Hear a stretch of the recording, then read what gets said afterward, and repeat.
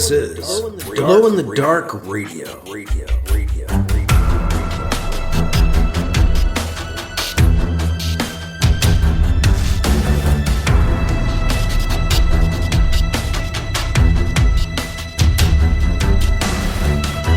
The science fiction podcast, with original independent science fiction, written and performed by Mike Luoma, with music by Kevin MacLeod. The Vatican Assassin Trilogy and The Adventures of Alibi Jones by Mike Luoma are available in ebook, trade paperback, and audiobook wherever you find your books online. Get links and details at glowinthedarkradio.com. This is the Science Fiction Podcast, Glow in the Dark Radio. I'm your host, your writer and reader, Mike Luoma, and I have Chapter 6 of Alibi Jones and the Hornet's Nest coming up on this episode. Alibi Jones, attempting to adapt to his new life in Covert-Ops, no longer a mediator. Alibi is now in charge of a small remote base known as the Hornet's Nest, and he and his crew will be acting undercover as merchants, freight haulers, cargo shippers. They'll be working in the gray market economy that exists right on the fringe of things, on the edge of the area controlled by the Solar Alliance. They're about to go on their first mission, and we'll go along with them. In Chapter 6 of Alibi Jones and the Hornet's Nest, coming up on Glow in the Dark Radio. In book news, a reminder you have until the 1st of the new year to take advantage of the Smashwords End of Year sale. If you're looking to pick up some ebooks, you can get the ebook of the Vatican Assassin Trilogy and the ebook of The Adventures of Alibi Jones Chronological Omnibus for half price. I'm also giving away the ebook of the novel we're in the midst of, Alibi Jones and the Hornet's Nest, as part of this sale. Plus, you can get Star-Lord and the Guardians of the Galaxy, an unofficial comic book history, for half price as well. All of these books, or the big books that are on sale, not free, but all of those are usually $4.99, so they're going to be available for $2.49, $2.49, from now through the end of the month, through the 1st of the new year, at Smashwords.com as part of the Smashwords End of Year sale. Just follow the link in the show notes for more, or go to Smashwords.com and look for me, Mike Luoma, Mikeluoma, or Vatican Assassin or Alibi Jones, and you'll find the books there. The Smashwords End of Year sale. And as we approach the end of the year, I just want to say a major thank you to those of you who have stuck with me as patrons. I don't have as many as I used to, but I still have some, and enough so that you're helping me to offset the cost of doing all this. It's no longer a break-even thing, but it does help offset the costs, so it isn't all out of my pocket. I don't want to start advertising, so I like having patrons. And if you can become a patron and, help the cause, I'd love to have you. For $2, $5, or $10 a month, entirely voluntary. And I do this using Patreon, Patreon. So if you go to patreon.com/glowinthedarkradio, you can learn more, and you can sign up if you'd like for $2, $5, or $10 a month and help support the podcast. I try to get you early episodes at the very least. This one should be early for patrons this week. And again, the place to go to find out more or sign up is patreon.com/glowinthedarkradio. And a programming note, if you will. Going to be taking next week off because of the holidays, so I will not be with you in between Christmas and New Year. But I will be back with a new show, a new episode, as we get into the new year, which I believe will be about the 3rd. We should have a new one for you. That one might not be super early for patrons, just a heads up. because of the holiday. But yeah, just a programming note. Going to be taking a week off and then back with a new episode in 2 weeks as we get into the new year. And that is all for book news. We've got Chapter 6 of Alibi Jones and the Hornet's Nest coming up next on Glow in the Dark Radio.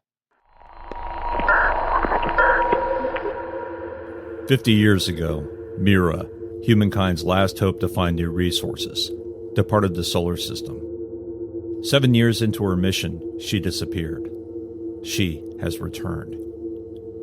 SNR Black, a Sol Federation Marine Corps vessel, is sent to retrieve her from certain destruction in the Kuiper Belt beyond Pluto.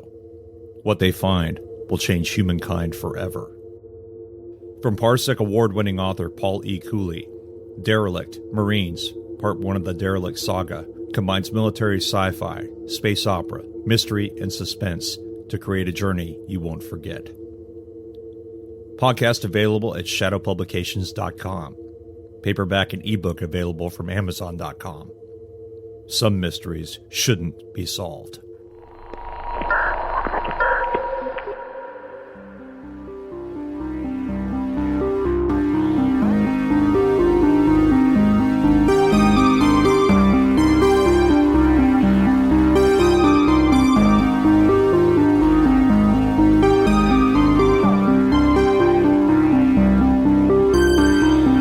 Now here's Chapter 6 of Alibi Jones and the Hornet's Nest on Glow in the Dark Radio. Alibi and his crew traded a small batch of cargo for Lieutenant Brisby at their rendezvous point, an off-the-grid landing area on a small asteroid in an undeveloped system. Brisby left on the unmarked Safe supply ship, heading back to Safe HQ to report on the crew's arrival at the Hornet's Nest and get their follow-up assignment. Alibi's Aunt Anita had been serious.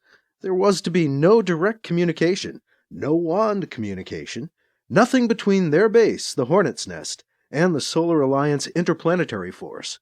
All they had was Brisby. Emily tended to their new cargo, locking down the small shipping containers in the hold. Alibi and Kat made their way back up towards the bridge. "Are you going to tell me what world we are going to?" Kat asked.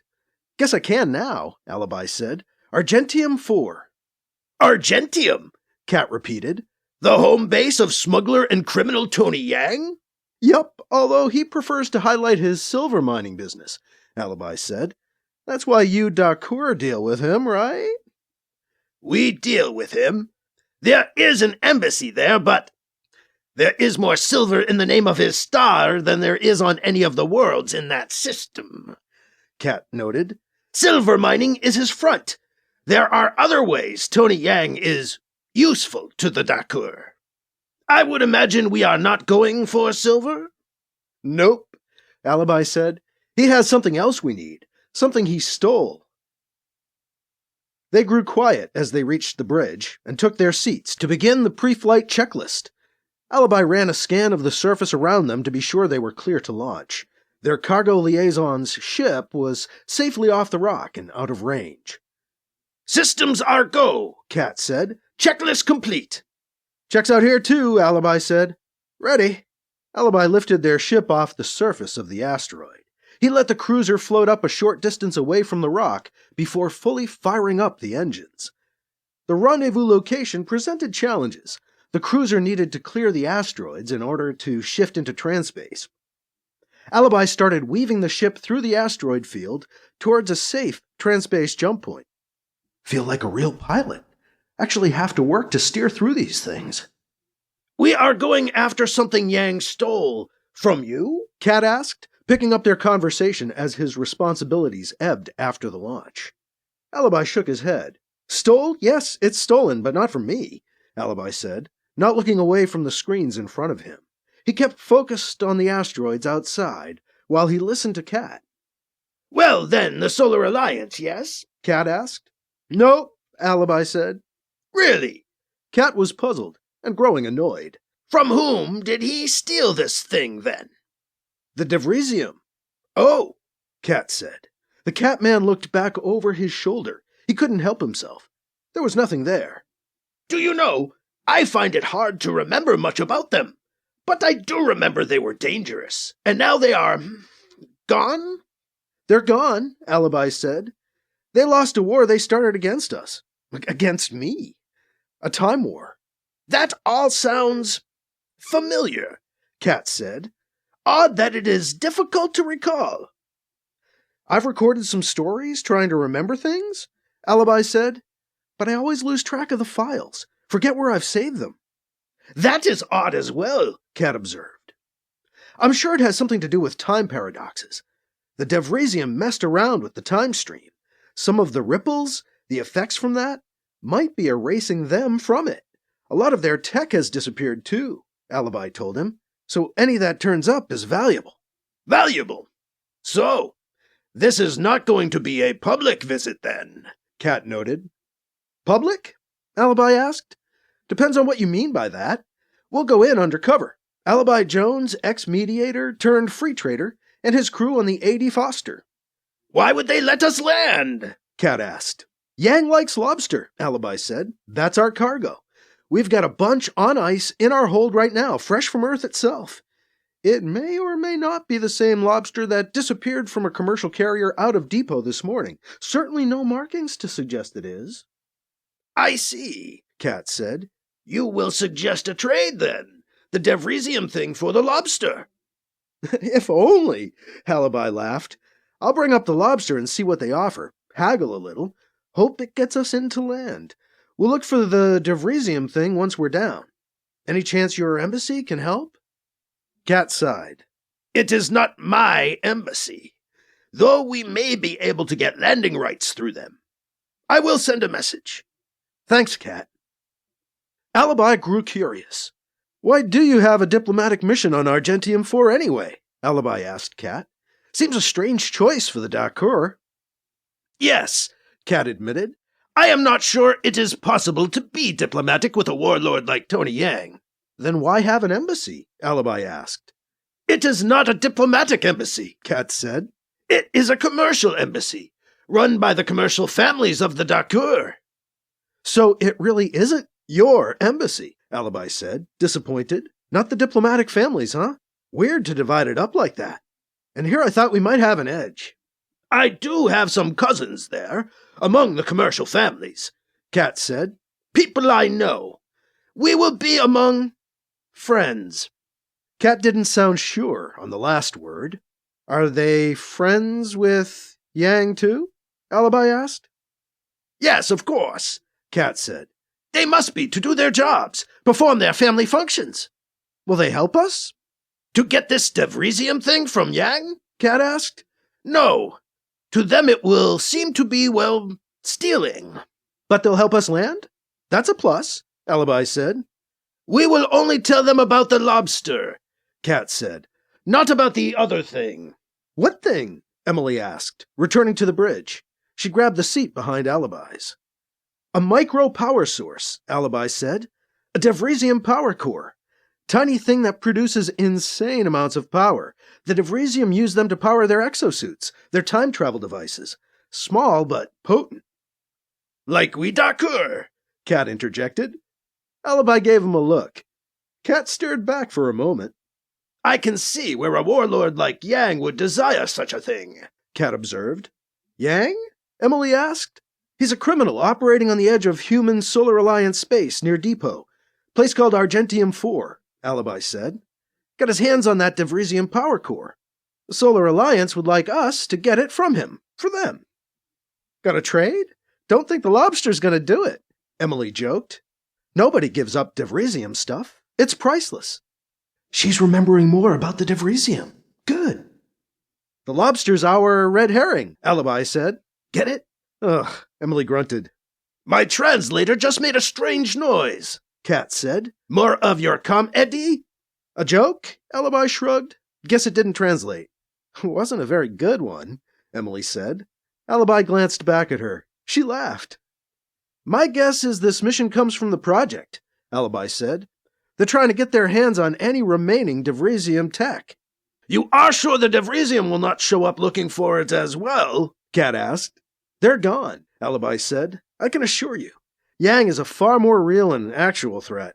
No matter what the Solar Alliance wants it for, that power source is a lot safer with them than with Yang. We are ready for transspace, Kat said. Strap in, Emily, Alibi said. Should be smooth, but best to play it safe with transspace. About to make the transition. Emily buckled up as Alibi engaged the transspace drive. The transitions into and out of transspace were smooth all the same.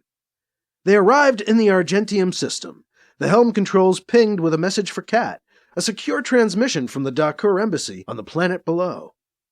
We have clearance to land on Argentium 4, Kat informed them, via the Dakur commercial embassy.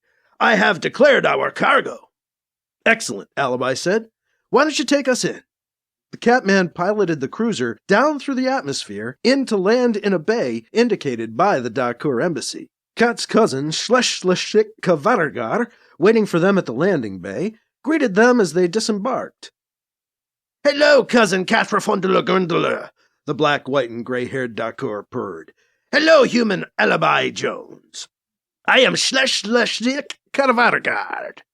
Hello, Schleswig Kavargar, Alibi said, trying his best to pronounce the difficult Dakur name. May I call you Schlesh? The Dakur turned away from Alibi to address Kat. The humans do like short names, do they not, cousin? The commercial Dakur said. They do, Kat said. Schleswig Kavargar turned back to Alibi. Call me Vergar, he said. I prefer the end of my true name, if it must be shortened. Okay, Alibi said. Thank you, Vergar. You and your cargo have drawn the interest of our host, Mr. Tony Yang, Vergar said. We have arranged for you to meet him. Me and my cargo? Alibi asked. Heard he liked lobster. You are safe mediator Alibi Jones, the adopted son of the former leader of the humans, Anita Capituna, Vergar said. You cannot visit quietly. Gotcha, Alibi said. What? Vergar asked. That did not translate. I see, understood. But I'm not in the safe anymore, Alibi said. I was accused of some things. Had to get out of the Solar Alliance for a bit. So it was reported. Yet you travel with a Dakur diplomat, Vergar said, nodding at his cousin. Kat moved his head side to side in response. Kitrafundler Grundler returned and was restored, Kat said. I am no diplomat, and, as you know, the Greater Tar rule the Dakur now. There are few reasons for me to represent her at this time. Mr. Yang has been told you are a diplomat, Vergar said. Let us continue with this. If you insist, Kat said. Your appointment with Mr. Yang is in a few hours, when he is at dinner, Vergar said. You may stay at our embassy until the time comes. Thanks, Alibi said. Shall we go? Vergar asked. Alibi shook his head. Not just yet, he said. I've got to get a couple things off the ship first, if we're going to a formal dinner. So do I, Emily said. Kat nodded as well. Very well, Vergar said. I will wait here for a few minutes so you can gather your things. Back on board the cruiser, Alibi headed for his cabin. After a quick change into a more formal-looking flight suit, he met Kat and Emily back at the airlock. Emily had dressed up as well, in a businesslike gray formal jumpsuit, wearing her hair woven back in a tight braid. Kat now wore a Dakur diplomat's silver sash over his shoulder, across his brown and auburn pelt. Wow, Alibi said, looking from Emily to Kat. We actually look respectable. Emily squinted at Alibi, frowning. You've never done anything like this before, have you? She asked.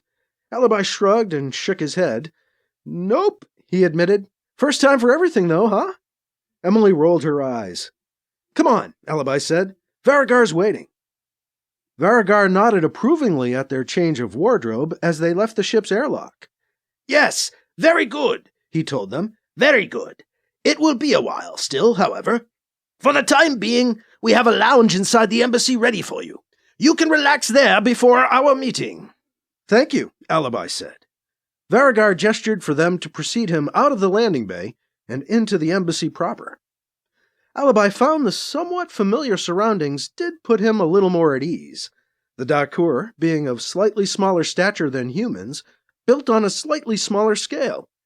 But their formal buildings often had arched ceilings, making any worry of cramped confines moot.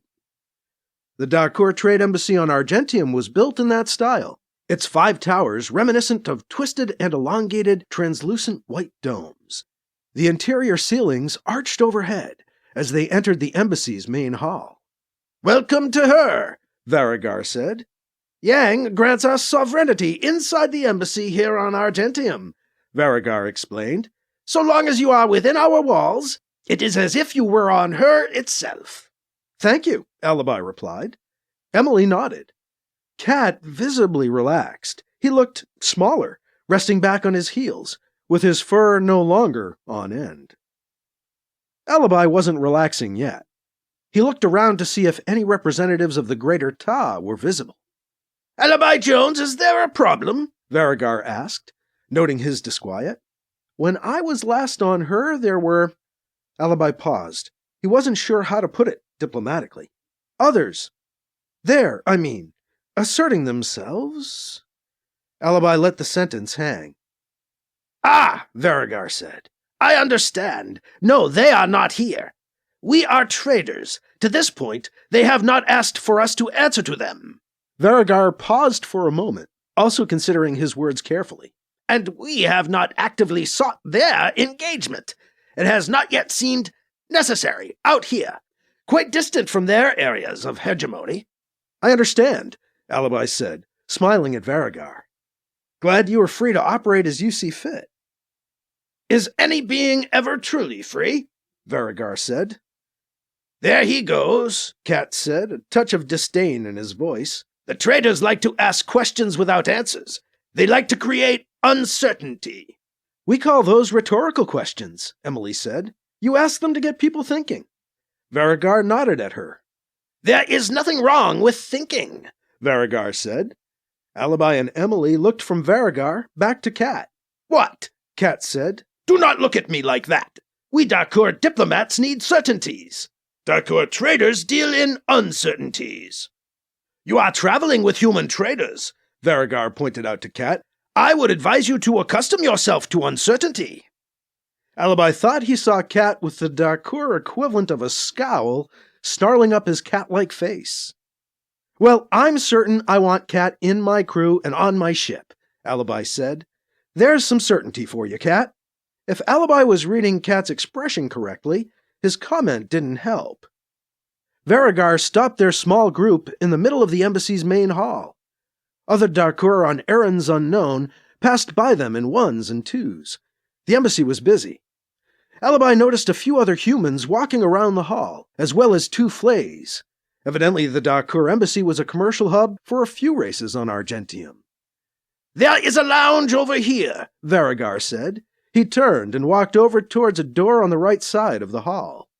They followed him through it into a small round room lined with comfortable couches. A circular table filled the center of the floor.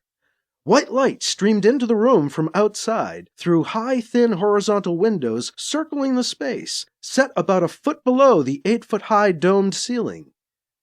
"Please, make yourself comfortable," Varigar said. "I will send someone to attend to you in a few minutes." He bowed, turned, and left. "Very nice," Alibi said. "Can't believe this," Emily said. Alibi wasn't sure he could read her any better than he could the Darkur, but she looked disgusted. "What's the matter?" Alibi asked. "You two!" She snapped at Alibi and Cat. "I expected Jones to be an idiot, he's new at this. But Cat, you're even worse!" She shook her head. "This whole thing is doomed."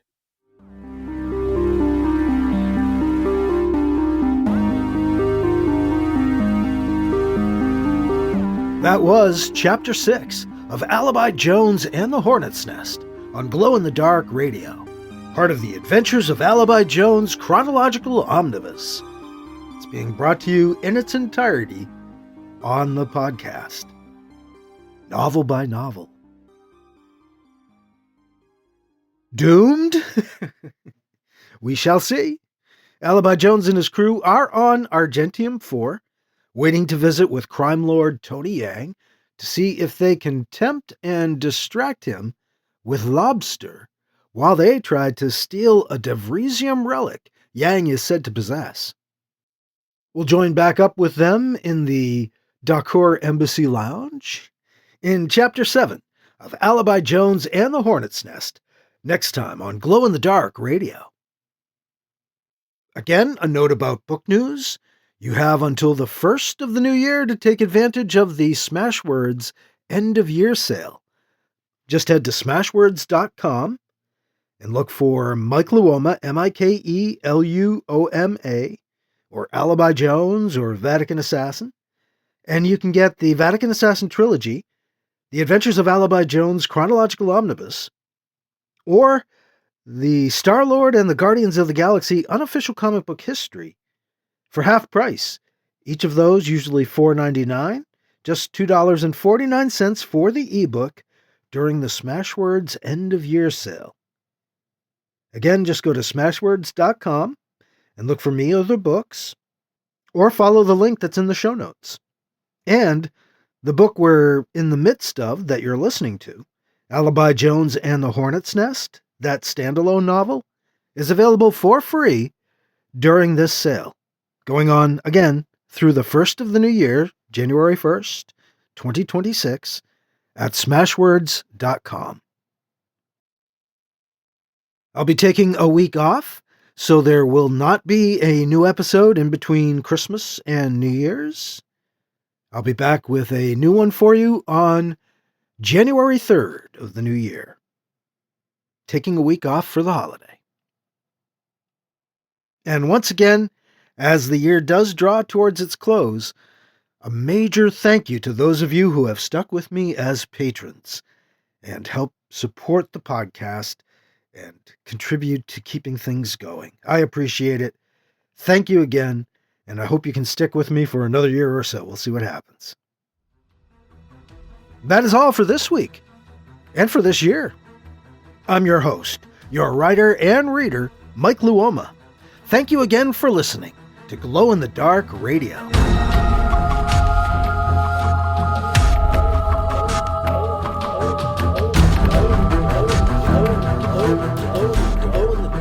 Glow in the Dark Radio.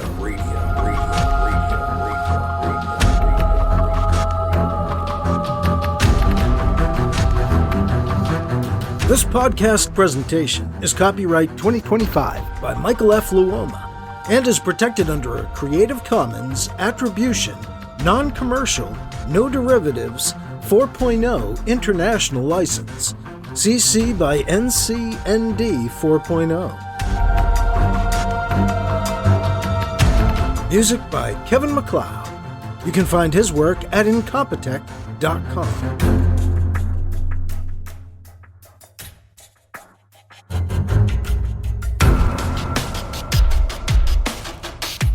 Mike's books are available in ebook, paperback, and audiobook, wherever you find books online. Get links and more details at glowinthedarkradio.com and mikeluoma.com. This has been a presentation of Glow in the Dark Radio.